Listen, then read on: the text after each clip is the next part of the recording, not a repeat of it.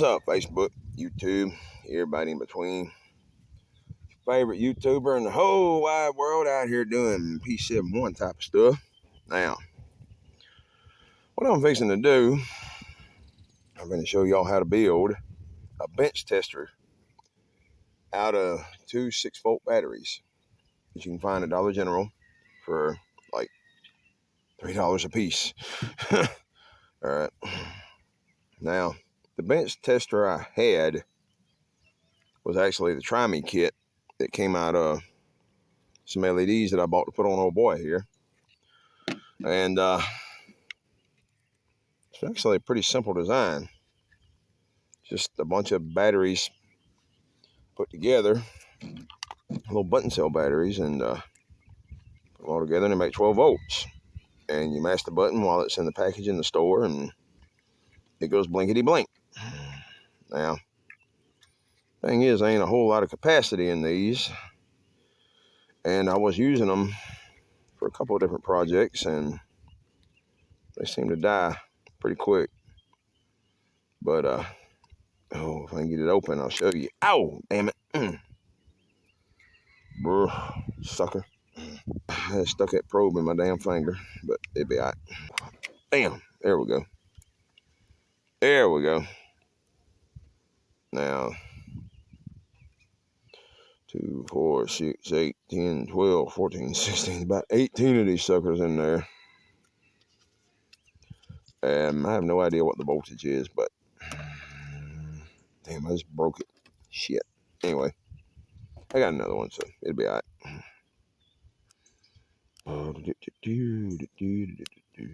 There we go. It don't say. All right. But we can find out because I has a multimeter. Now, set the sucker on 2 volts because I know damn well that ain't very much more than a couple of volts in LED sucker. Goddamn barking ass mutt. These are 1.45, or actually I got it reversed. There we go.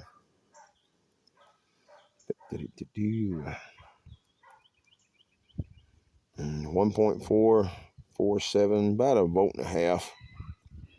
Anyway, that's one option you could go, because in case you want to fit it in your pocket for whatever reason, but won't last very long, a few minutes at the most. Now this, on the other hand, should last a little while and have some amperage to it. All right. Now, what you want to do is orient these kind of close together. There we go. All right. Got a positive and negative right here. Take this cover off. Take that cover off. I gotta go get a piece of wire. I'll be right back. All right, I got my wire. I actually got plenty of fairly heavy gauge 12-volt wire, but well, the voltage, I got some decent wire, but this is going to come off of a pigtail that I ordered and ended up going to pull the parts anyway for something unrelated, and I figured I might as well get the right part while I was there. But that's what it's coming off of anyway. So I'm going to use a white wire for the jump here, and the red and black, obviously red for positive and black for negative. But after I go and find a fuse, I'm actually going to use this for the negative wire, so I'm not really gonna show how to tie this in yet, but anyway. Let's see. What you want to do is take this white wire and well, you figure out exactly how much wire you're going to need first. All right. I'm going to open this Gator clamp here because all this is temporary. All right. Now, these batteries being cheap, are very obviously not rechargeable, not at $3 a damn piece. All right. But anyway, figure out how much wire you're gonna need, like that. Let's see, I'm gonna need about a quarter inch or so. Yeah, it'll be fine.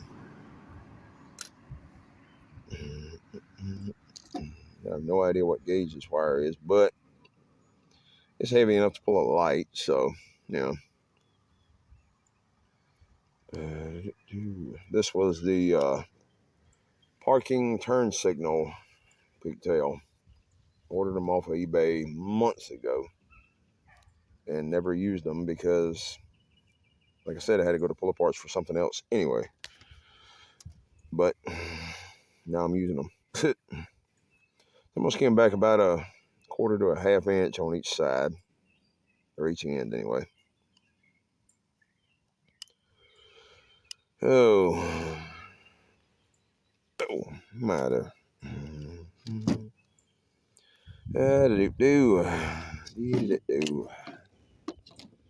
Now, my particular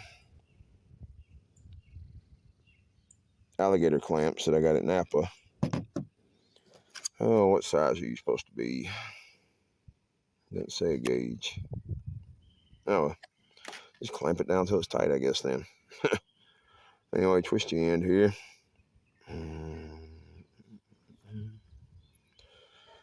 Stick him in there.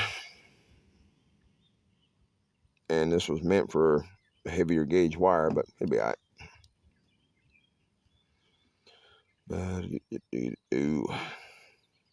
So I'm going to use the blue one. The, what is that, 22 to 14 gauge? Yeah, that'll work, I guess. Nope, that didn't work. Ah, dang. Well, it's going to be crimped down either way. So, crimp it. Muddy. Look, sucker. Cooperate, damn you. Crimp it down just tight as I can get it. God dang.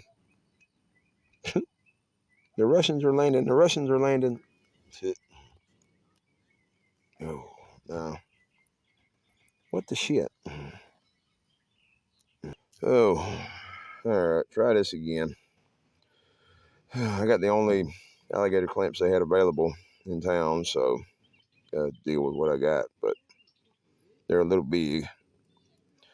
But maybe they'll get the job done. Actually, I had to skim back like half an inch or so more wire. But like I said, maybe they get the job done.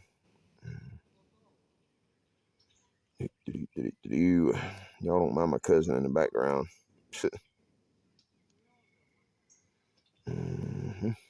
Got that one done. Oh, make sure it's crimped down good.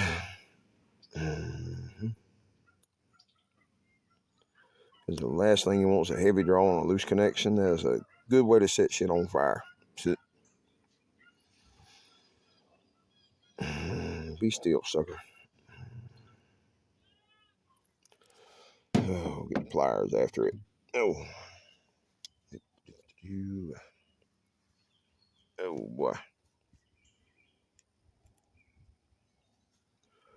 Yep. Should have done it to start with, probably. But I at least want to try to use the proper tools, you know. Anyway, it's getting done, so.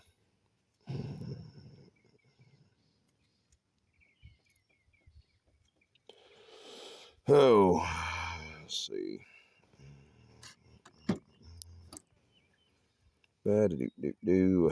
Crimp that down a little bit better than that. What? There we go.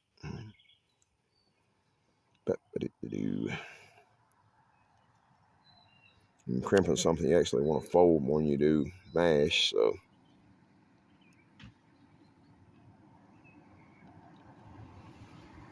I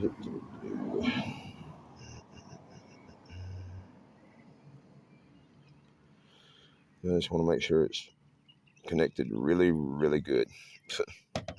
Anyway, got that one. On to the next one.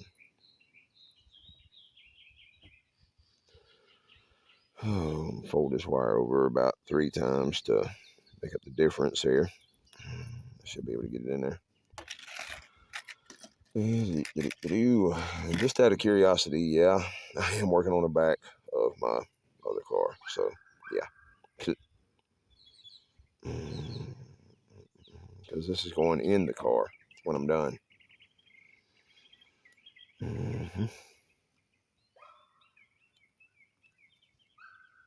Going in my toolkit. Hell yeah, that'd be a lot better.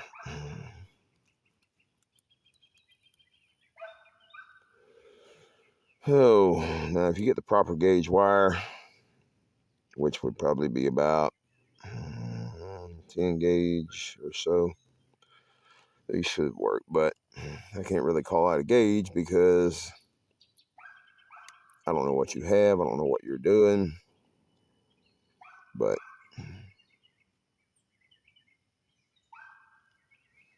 anyway, I'm not putting a hellacious heavy draw on it, so, well, not really. About the only thing I'm going to be testing is lights and maybe a radio, but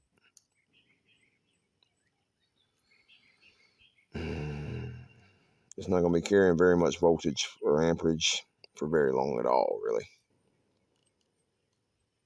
Just long enough to make sure that the bulbs work. That's about it. Because these strobes that I'm going to get are like $50 on eBay or more, and there's a chance I could get them for $3 or $4. They pull apart. So, do you blame me? Anyway, I got that jumper done. Now, I'm going to put it on the negative side on one battery. Make sure it's got a pretty good connection. And the positive side on the other battery. And that should make 12 volts. Put this where y'all can see it too. Yeah, I got it set on 20. And, damn not. Get out of there. Positive still going to be positive. Negative still going to be negative. Yeah, 13.25. That's close enough. I mean, that's what an alternator puts out. So, yeah, in America anyway. But that's how you do it. Now, I'm going to actually finish it. With a Gator clamp.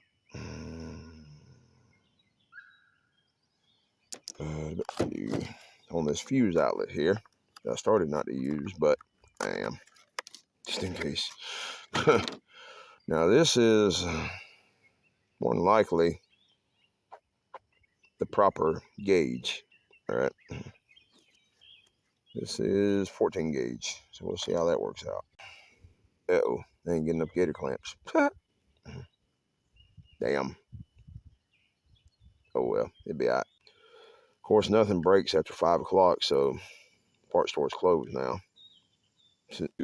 And yes, I'm using a fuse because I do not want this thing to explode in my face. I like my face arranged the way it is. Thank you very much. What? Get on there, sucker. I bet you on there now. Huh. Gotcha. Now, stick that on the negative. And I got one more Gator clamp left. Just came back about an inch. Good inch and a half this time. So I got plenty of wire in there. That's going to kind of make a short lead, but that's fine. Yeah, it'll be all right. Whatever piece of equipment I'm hooking up to is going to be plenty of wire on it, usually. If it ain't, it'll be all right. Because the Gator clamps are more or less for the battery side anyway. You know what I mean? That way I can just, if the battery dies, or when I go to put it in my toolbox or whatever, I can just unhook the wires from the batteries and put the terminal protectors back on, and don't have to worry about anything. But sorry for the little break right there, but damn memory got full. But anyway, let's see, skin this back a little bit on this fuse connection right here. Now, I would recommend putting some sort of switch on here, but I'm not going to. All right. I mean, why? I mean, I got a button right here, but it's very, very, very light gauge. It's like something you would use to activate a relay. But anyway, let's see. Oh, I got the negative side hooked up. Fixing to hook up the positive side here. And just getting back enough wire to fold it about 3 times. Because that's what it takes to fill the gap in these massive Gator clamps. So you crimp it down a little bit. Then I get the pliers hold of it.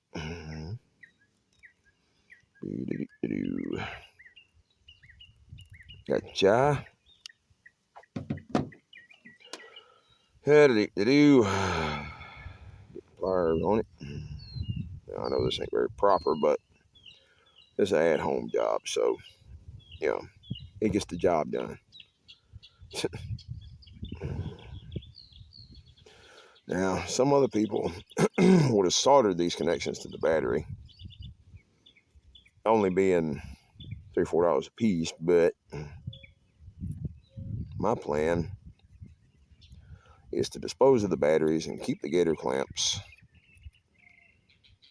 So, yeah, because they can be used in other places. All right.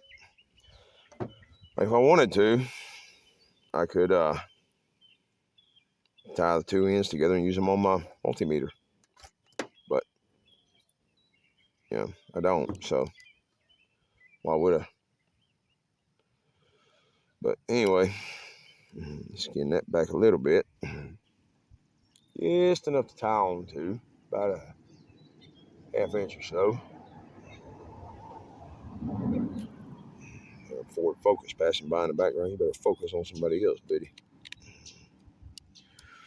Now, you clamp that on the positive side right here, and you're done. All right. Turn my meter back on 20 volts there. Just that one.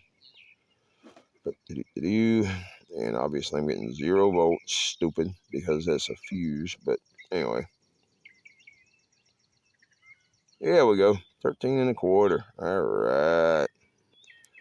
Now you could also use this for a fuse tester, really, but why would you? But, stick your fuse in there and test it. But, let's go find a fuse and hitch it up to something, huh? All right, I'm back. I'm going with a 30 amp fuse because that's about the biggest fuse in a car. So, screw it. Why not? If it instantly blows this fuse, something bad wrong. Which, knowing my luck, it probably will. Nah, ain't that bad. But, yeah. And I'm going to test it on something that I already know works, which is my strobe power supply that I just got last week, which is half the reason that I'm building this thing. Because if you buy something at pull aparts, there's no guarantees that it's going to work, except they guarantee that they will give you store credit for whatever the cost of the item is. Thing is, it's 100 damn miles to the closest puller parts for me, so it cost me $100 just to go. All right.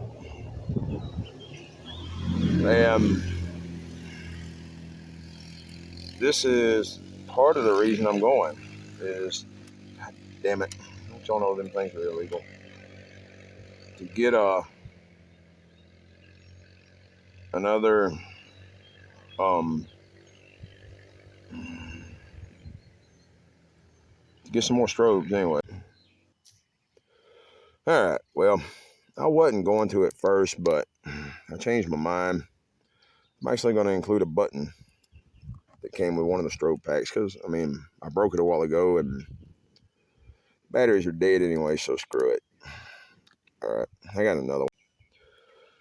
Because you really need to include a button or a switch anyway. That way if something's wrong, you can let go real quick before you fry something. I really don't feel like digging for my pocket knife. Yeah, there it goes. All right. Because my pocket knife is never in my pocket. I carry a gun, but not a knife. How about that? I'll probably tape this or put some kind of connection on it at some point. So it'll be a little bit, well, it's the same pole, but all it's really going to do is activate it prematurely. I'll get the pattern change wire out the damn way. Get the strobe off of the damn... Get off of that. Anyway. Now, let's hook this up a little bit right there. And I've already tested it with this button, so it shouldn't do anything. Anyway, let's see what happens. Hey, it's working. All right, buddy. And that's not even low power mode. Pow, pow, pow, pow, pow, pow, pow. I mean, when I tested it the first time with the weak batteries, the once it came in that little kit, it was way slower. I mean, God almighty, it was slow. But let's see. Oh, which one is the low power setting? I forgot. Doesn't matter, but whatever. Yep, the do. God almighty.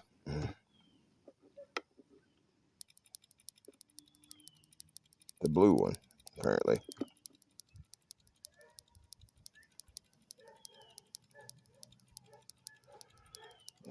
Bow. Beesh. All right.